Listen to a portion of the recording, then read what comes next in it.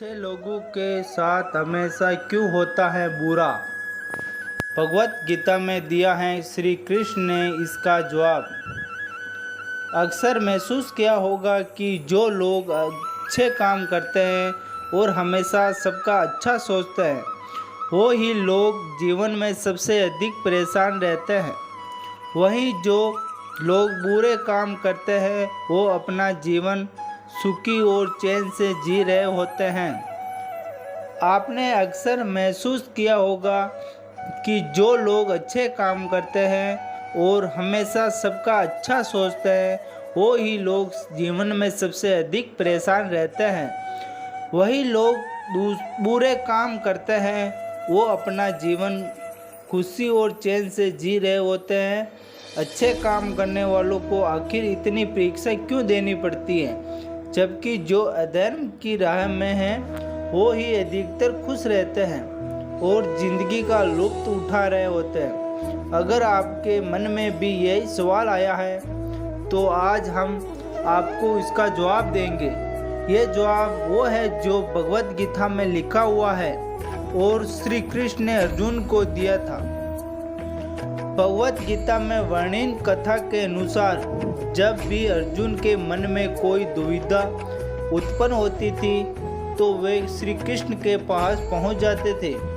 एक बार की बात है, अर्जुन ने श्री कृष्ण के पास जाकर कहते हैं कि वो किसी बात को लेकर परेशान है और इसका जवाब वो श्री कृष्ण से चाहते हैं। श्री कृष्ण ने पूछा, सवाल क्या है? अर्जुन ने कहा, मुझे यह जानना है कि अच्छे लोगों के साथ हमेशा बुरा ही क्यों होता है, वही बुरे लोग खुशहाल होते हैं। अर्जुन के मुंह से ऐसी बातें सुनकर श्री कृष्ण मुस्कुराए और कहा, मनुष्य जैसा सोचता है और महसूस करता है वैसा कुछ नहीं होता, बल्कि अज्ञानता की वजह से वो सच्चाई समझ नहीं पाता। अर्जुन उनकी ये बात समझ नहीं पाए। उसके बाद श्री कृष्ण ने उन्हें समझने के लिए क्या कहा वो जानते हैं। श्री कृष्ण ने अर्जुन से कहा, हे पार्थ, मैं तुम्हें एक कथा सुनाता हूँ। उसे सुनकर तुम समझ जाओगे कि हर प्राणी को उसके कर्म के हिसाब से ही फल मिलता है। प्रकृति हर किसी को अपनी राह चुनने का मौका देती है। अब वो मनुष्य की इच्छा पर निर्भर करता है कि उसे धर्म की राह चुननी या अधर्म की।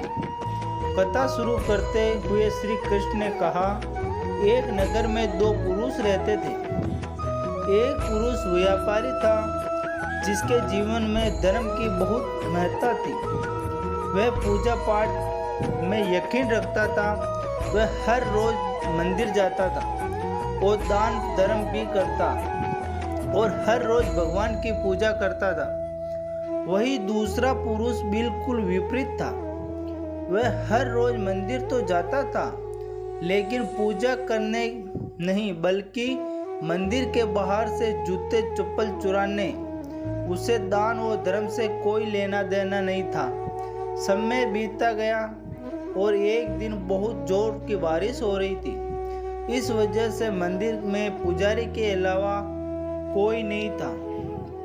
यह बात जब दूसरे पुरुष को पता चली तो उसने सोचा कि यह सही मौका है मंदिर का धन चुराने का। एक पंडित से नजर बचाकर उसने मंदिर का सारा धन चुरा लिया। उसी समय धर्म कर्म में विश्वास रखने वाला व्यक्ति भी मंदिर में पहुंचा। दुर्भाग्य से मंदिर के पुजारी ने उसे ही चोर समझ लिया और चिल्लाने लगा। वहाँ लोग एकत्रित हो गए और उसे बहुत मारा। किसी तरह वो खुद को बचते बचाते वहाँ से निकला तो दुर्भाग्य ने उसका साथ वहाँ भी नहीं छोड़ा। मंदिर के बाद वो एक गाड़ी से टकरा गया और घायल हो गया। फिर वो व्यापारी लंगड़ाते हुए घर जाने लगा तो रास्ते में उसकी मुलाकात उस पुरुष से हुई जिसने मंदिर से धन चुराया था। उसने कहा, आज तो मेरी किस्मत चमक गई। एक साथ इतना सारा धन मिल गया। ये सब देखकर उसे बहुत बुरा लगा और उसने अपने घर से भगवान की सारी तस्वीरें निकाल दी। कुछ सालों बाद दोनों पुरुषों की मृत्यु हो गई। मरने के बाद जब दोनों पुरुष यमराज के पास पहुंचे और भले पुरुष ने दूसरे व्यक्ति को देखा तो उसे बहुत गुस्सा आया। उसने क्रोधित होकर यमराज से पूछ ही लिया, मैं तो हमेशा अच्छे कर्म करता था, दान में विश्वास रखता था, इसके बदले जीवन भर मुझे अपमान और दर्द ही मिला और इसे व्यक्ति ने हमेशा बुरे कर्म किए हैं, फिर भी इसे नोटों से भरी पोटली, आखिर ऐसा भेदभाव क्यों? इस पर यमराज ने कहा, पुत्र तुम गलत समझ रहे हो।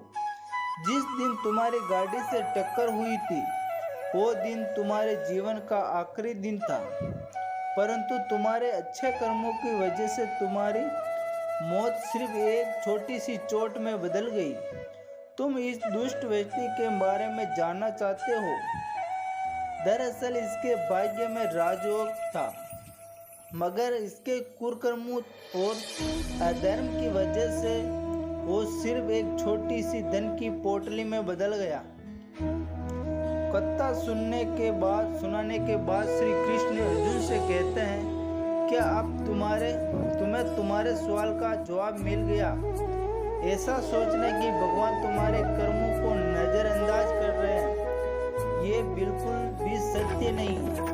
भगवान हमें कब क्या किस रूप में दे रहा है मनुष्य को समझ नहीं आता, मगर आप अच्छे कर्म करते हैं तो भगवान की कृपा हमेशा बनी रहती है। इसलिए अच्छे कर्म को बदलना चाहिए, क्योंकि उसका फल हमें उसी जीवन में मिलता है।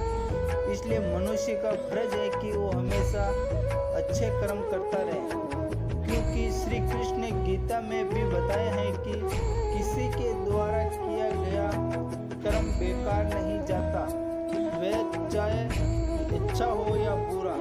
जय श्री कृष्ण। जय श्री कृष्ण।